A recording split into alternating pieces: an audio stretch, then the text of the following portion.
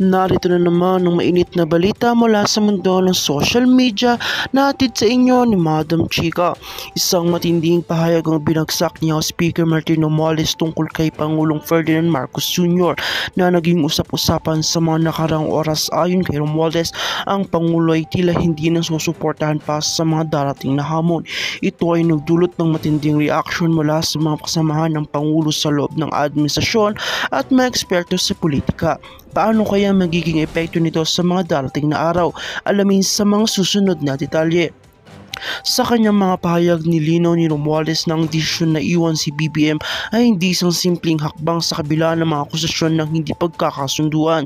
Sinabi ni Romualdez na mga krisismo at mga isyong pumapalibot sa administrasyon ng Pangulo ay unti-unti nang nagiging sagabal sa mga layunin ng bansa.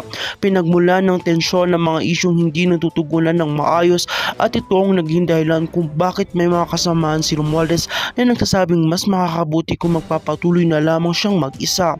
Nagpatuloy pa si Romualdez sa kanyang pahayag na binibigyan niya ng sapat na pagkakataon ang Pangulo upang maipakita ang tunay na pagbabago. Ngunit tila hindi na ito magaganap. Ayon kay Romualdez, kung patuloy na magpapakita ng kahinaan ng administrasyon ni Marcos, mauubos na ang suporta mula sa mga tao at magiging mahirap na ang pamamahala ng bansa. Pati sa mga taga-suporta ng administrasyon ay nagsisimula na ring mawalan ng tiwala sa pamumuno ng Pangulo.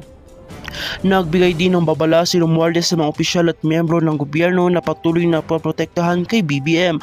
Ayon sa kanya, ang mga ganitong hakbang ay hindi na makikinabang sa pangmatagalang tagumpay ng administrasyon.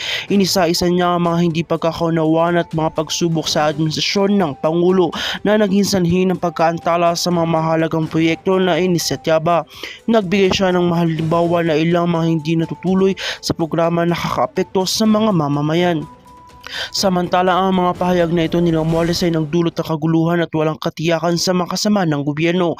Hindi pa malinaw kung paano ito makakaapekto sa ugnayan ng mga mambabatas at ang pangkalahatang estado ng administrasyon. Mabilis ang mga reaksyon mula sa iba't ibang sektor ng lipunan, pati na rin sa mga political analysts na nagsabing posibleng magkaroon ng mga pagbabago sa dynamics ng politika sa bansa.